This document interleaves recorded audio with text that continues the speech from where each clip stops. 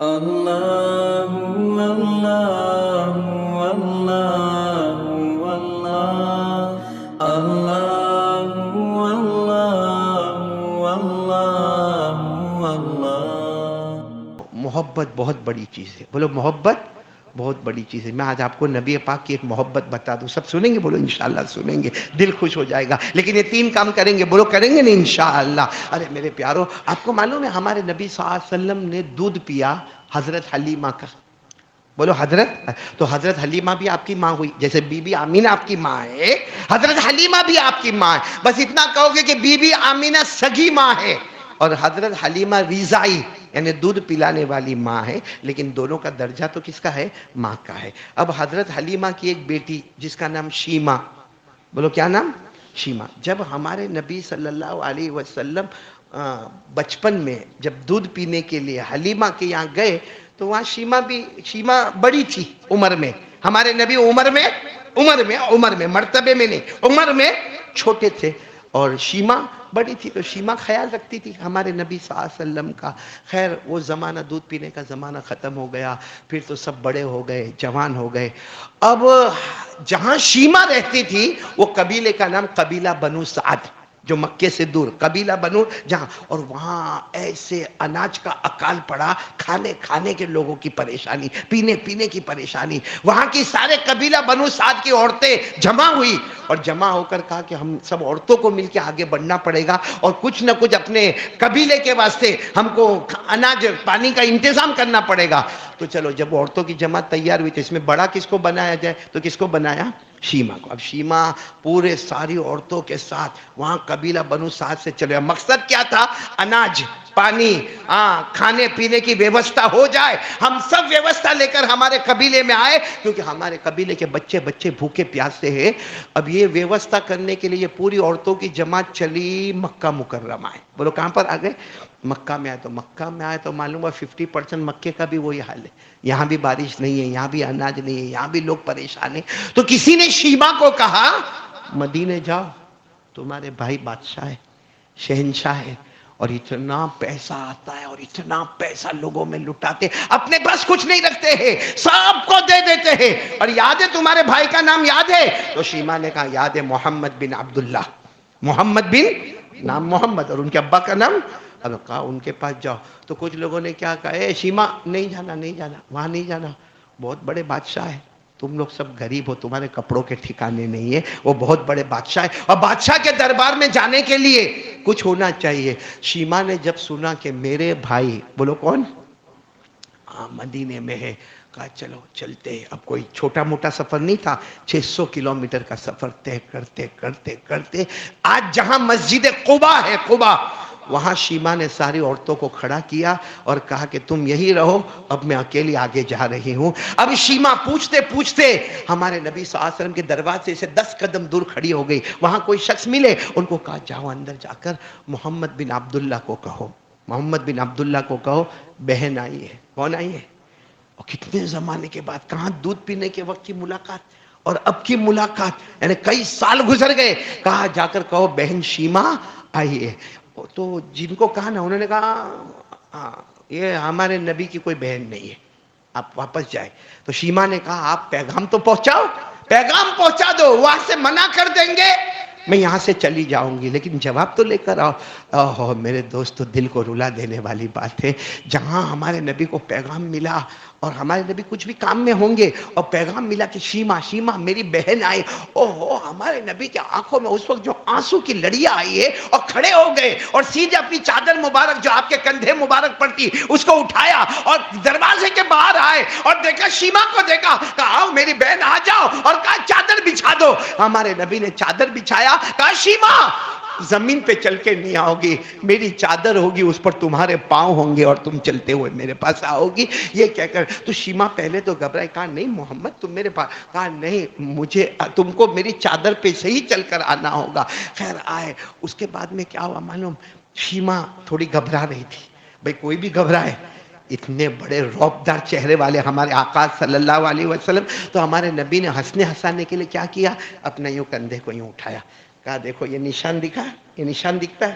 شیمہ نے کہا دکھتا، بچپن میں تم نے کاٹا تھا، بچپن میں ہم کھیل رہے تھے تو میں نے تم کو دھکا دیا تھا، تم نے مجھے یہاں کاٹا تھا، وہ نشان آج بھی موجود ہے۔ اور ہمارے نبی نے روتے روتے کہا شیما روزانہ وہ نشان دیکھ کر تمہیں یاد کرتا ہوں، روزانہ وہ نشان دیکھتا ہوں اور تمہیں یاد کرتا ہوں کہ میری بہن ہے شیما، لیکن پتہ نہیں کہ کہاں ہے، کبھی مجھے جبرائیل نے بھی نہیں بتایا کہاں چلے گئے، کیا معاملہ ہے، لیکن یہ نشان دیکھ کر تمہیں بس شیما نے جب یہ نشان دیکھا تو شیما بھی روئی، بہت دیر تک باتیں ہوئی۔ اس کے بعد ہمارے نبی صلی اللہ علیہ وسلم نے فرمایا بہن اب جانے نہیں دوں گا، اب جانے نہیں دوں گا، اب تم میرے پاس رہ جاؤ گی اور جو چاہیے تمہیں میں دوں گا۔ شیما نے کہا نہیں، میں وعدہ کر کے آئی ہوں، میں میرے قبیلہ بنو سعد والوں سے وعدہ کر کے آئی ہوں، وہاں کھانے کے لالے ہیں، وہاں بھوکے ہیں، غریب ہیں، میں وہاں کا وعدہ کر کے آئی ہوں۔ تو ہمارے نبی صلی اللہ علیہ وسلم خود باہر نکلے اور فرمایا جتنے مدینہ والے ہیں جس کے پاس جو ہو آج میری بہن آئی ہے ان کے دامن کو بھر دیا جائے۔ آپ سوچو کتنے لوگ آئے ہوں گے اور کتنا ہدیہ آیا ہوگا، کتنا تحفہ آیا ہوگا، اونٹ کے اونٹ تحفے سے بھرے جا رہے۔ جب سارے اونٹ تحفے کے بھر گئے ہمارے نبی نے فرمایا شیما جتنے گھنٹے آرام کرنا ہے آرام کرو، سامان ہے میں تمہاری خدمت کروں گا۔ شیما نے کہا نہیں ہم کو جلدی جانا ہے، لیکن شیما نے کہا میں جا رہی ہوں لیکن میرے بھائی ایک کام کرو نا۔ کہا کیا کام کرو؟ کہا جو کلمہ تم نے پڑھا وہ کلمہ مجھے بھی پڑھا دو نا۔ یعنی اب تک جو بھائی بہن کا معاملہ تھا ہمارے نبی جانتے تھے کہ میری بہن ایمان والی، کہ کلمہ تو اب پڑھ رہی ہے نا، اب پڑھ رہی ہے، جب سارا سامان آ گیا تب کلمہ پڑھ رہی ہے۔ تو ہمارے نبی نے تو ایک کافرہ بہن کے ساتھ اچھا سلوک کیا نا۔ بس ہمارے نبی نے جیسے دیکھا کہ شیما نے کلمہ پڑھا، دونوں ہاتھ اٹھا کر کہا اللہ تیرا احسان ہے کہ تو نے ایک بھائی کے ذریعے سے بہن کو جہنم سے آزاد کر دیا۔ اس کے بعد اب سننا جو معاملہ، اب ایک اونٹ لایا گیا کیونکہ سارے اونٹوں پر تو سامان لدا ہوا تھا، ایک اونٹ لایا گیا جو ہمارے نبی صلی اللہ علیہ وسلم کا خود کا اونٹ تھا۔ اتنا پیارا اونٹ لایا گیا، ہمارے نبی نے فرمایا شیما بھائی کی طرف سے یہ ہدیہ قبول کر لے۔ اب اونٹ بیٹھا ہوا ہے تو شیما بیٹھنے جا رہی ہے، ہمارے نبی نے کہا نہیں ایسے نہیں بیٹھو گی، ایسے نہیں۔ ہمارے نبی ایسے بیٹھ گئے، ایک پاؤں نیچے ایک پاؤں تھوڑا اوپر، کہا شیما تیرا ایک پاؤں میرے ہاتھ پر ہو، میرے پاؤں پر ہوگا اور دوسرا پاؤں میرے یوں ہاتھ پر ہوگا اور اس طرح تم اونٹ کے اوپر بیٹھو گی۔ تو شیما نے کہا نا جب محمد بن عبداللہ کہتی تھی تو آپ کے چادر پر آنے شرم آتی تھی، اب محمد الرسول اللہ کہتی ہوں تو رسول کا پاؤں نیچے میرا پاؤں اوپر، رسول کا ہاتھ نیچے اور میرا پاؤں پر۔ ہمارے نبی نے کہا نہیں آج تیرا پاؤں مبارک میرے پاؤں مبارک پر اور تیرا دوسرا پاؤں میرے ہاتھ مبارک پر، تاکہ قیامت تک آنے والے ہر بھائی کو پتا چلے کہ بہن کا مقام کیا ہوتا ہے، اور قیامت تک آنے والے کو پتا چلے کہ محبت کس کو کہا جاتا ہے۔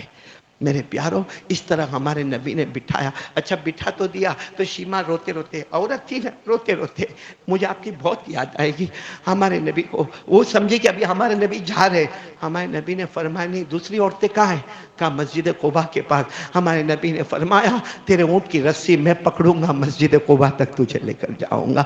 میرے دوستو 4-5 کلومیٹر تک ہمارے نبی چلتے گئے، خود بھی روتے گئے، شیما بھی روتی گئی، خود بھی روتے گئے، شیما بھی روتی گئی۔ جب مسجد قباء آئی اور ساری عورتوں نے جب سامان دیکھا، ساری عورتوں کی عقلیں حیران ہو گئی، اور شیما نے آ کے جو اپنے بھائی کے بارے میں روتے روتے سنایا، اور جب وہ قافلہ روانہ ہوا ہمارے نبی اور صحابہ اس وقت تک کھڑے رہے جب تک قافلہ نگاہوں سے دور نہیں نکل گیا۔ اور پھر ہمارے نبی انکوائری کرتے گئے میری بہن کا کیا حال ہے، میری بہن کا کیا حال ہے۔ پتا چلا کہ شیما مکہ پہنچی، مکہ مکرمہ سے اپنے قبیلہ پہنچی اور اپنے بھائی محمد الرسول اللہ صلی اللہ علیہ وسلم کی وہ تعریف کی کہ 48 گھنٹے میں 370 لوگوں نے ایمان قبول کر لیا۔ یہ ہے محبت میرے پیاروں۔ آج ہم لوگوں کو محبت، بہن تو دور کی بات، ماں سے محبت کرنا ہو تو بیوی سے ڈر لگتا ہے، ابا سے محبت کرنا ہو تو ڈر لگتا ہے۔ بھائی صحیح کہہ رہا ہوں غلط کہہ رہا ہوں؟ اب آپ سوچتے ہوں گے کہ ہاں یہ ہے، پریشر تو ہے گھر میں، آج بڑا پریشر ہوتا ہے گھر میں کہ بھائی اگر بہن کو کچھ دے دے اور بیوی نے دیکھا، آہا گھر میں کربلا کھڑا ہو جاتا ہے، ماتم کھڑا ہو جاتا ہے کہ آج تک بیوی کو نہیں دیا اور کس کو پہنچایا؟ اس کی کون ہوئی؟ ننند ہو گئی نا، ہاں بہن کو پہنچایا، ماں کو پہنچایا۔ اور جیسے میں نے کہا نا کہ اگر کسی کو اپنے اندر یہ تین چیزیں پیدا کرنا ہے، کسی کو جھوٹ بولنے کی بہت عادت ہے لیکن آج جمعہ میں وہ ارادہ کرتا ہے انشاءاللہ اب سے میں سچ بولوں گا، کون کون تیار ہے؟ ہاتھ اوپر کرو، بولو سچ بول۔ حالات آئیں گے حالات آئیں گے لیکن ہم کیا بولیں گے؟ سچ بولیں گے۔ بولو کریں گے نہیں انشاءاللہ؟ بولو کریں گے انشاءاللہ۔ اور نمبر 2، کسی کو دھوکہ نہیں دیں۔ اگر آپ نے کسی کا قرضے میں پیسہ لیا ہوئے نا، اگر اللہ نے دیا ہے نا، جا کے دے دو۔ ارے بولو جا کے دے دو سب، کیونکہ آپ نے اگر قرضہ لیا ہے مثال کے طور پہ 50,000 روپیہ، تو آپ کے پاس نیا موبائل آیا، وہ کیسے آیا؟ آپ کے پاس اچھا چشمہ کیسے آیا؟ آپ کے پاس اچھی گھڑی کیسے آئی؟ آپ کے پاس اچھی بائک کیسے آئی؟ جو چیز آپ کے پاس آئی ہے اگر اسی کو تھوڑا چھوٹا کر دیتے اور وہ دے دیتے تو ہمارا نام دھوکے والوں میں نہیں ہوتا۔ اور یاد رکھنا، جو دھوکہ دیتا ہے نا، اللہ فرماتے مرنے سے پہلے تو بھی بہت بڑا دھوکہ کھائے گا۔ اللہ میری اور آپ کی حفاظت فرمائے۔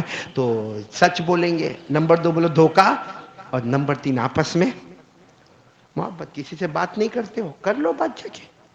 ہاں بہت سارے ہوتے ہیں، پڑوسی سے بات نہیں کر رہے، چچا سے بات نہیں کر رہے، خالہ سے بات نہیں کر رہے، پھوپھو سے بات نہیں کر لو، جا کے بات کر لو۔ اب یہ سوچنا ان کی غلطی کہ میری غلطی، تو شیطان کبھی بھی آپس میں ملنے نہیں دے گا۔ بولو شیطان کبھی بھی آپس میں ملنے نہیں دے گا۔ سوچ لے، اس کی غلطی میری غلطی، میرے کو اس سے کوئی مطلب نہیں۔ میں جاؤں گا اور یہ بھی نہیں دیکھوں گا کہ وہ میرے بڑی عمر کا کہ چھوٹے عمر کا، میں جا کے معافی مانگوں گا۔ اچھا یہ بھی نہیں دیکھوں گا کہ سامنے والا معاف کرتا ہے کہ نہیں کرتا ہے، میرا کام ہے معافی مانگنا۔ اور اللہ کی قسم آپ معافی مانگ لو، ہمارے نبی سے بڑھ کر سچا کوئی نہیں۔ فرمایا من تواضع للہ رفعہ اللہ، جو اللہ کے واسطے معافی مانگے گا اللہ اس کو عزتوں ہی عزتوں سے مالا مال کر دے گا۔ اور جب ہمارے نبی کہہ دے عزت ملے گی، تو دنیا کا کوئی راندر والا یا کوئی سورت والا یا کوئی انڈیا والا ہماری عزت کو ختم کر سکتا؟ اس لیے 3 کام کرنا، اور 3 کام کرنے کے لیے میں نے کہا نا، ایک کام کرو آٹومیٹک 3 کام آئیں گے۔ سچ بولتے ہو جاؤ گے، دھوکہ نہیں دو گے، محبت کرو گے، اور وہ کام کیا کرنا ہے؟ 5 وقت کی نماز پڑھنا ہے۔ نماز میں اللہ نے وہ طاقت رکھی ہے کہ جتنے دین کے شعبے ہیں آٹومیٹک ہمارے اندر آئیں گے۔ اللہ تبارک و تعالیٰ فرماتے میرا بندہ بہت زیادہ ایمان کے شعبے، ایمان میں کتنے شعبے ہیں؟ بخاری شریف میں الایمان بضع و ستون شعبہ، بخاری شریف میں لکھا ایمان کے 60 شاخیں ہیں، کسی روایت میں لکھا ایمان کی 70 شاخیں ہیں، کسی میں لکھا ایمان کے 80 شعبے۔ ارے بھائی اتنے شعبے پر کب عمل کریں گے؟ بہت آسان طریقہ بتایا، 5 وقت کی نماز پڑھ لیں، آٹومیٹک پورا دین اور شریعت ہمارے اندر آئے گی۔ تو کون کون تیار ہے؟ چلو وقت ختم ہو رہا ہے، کون کون تیار ہے؟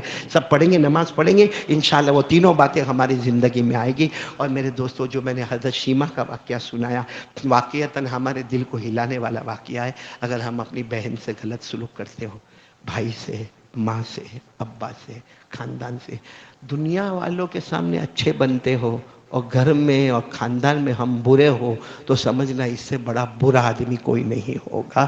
اس لیے ہم سب ارادہ کر کے چلے، تھوڑا اپنے اوپر مار پڑے گی لیکن انشاءاللہ وہ مار آگے چل کر ہدایت کا ذریعہ بن جائے گی۔ اللہ ہم سب کو عمل کی توفیق عطا فرمائے، آمین یا رب العالمین۔ وآخر دعوانا الحمدللہ رب العالمین۔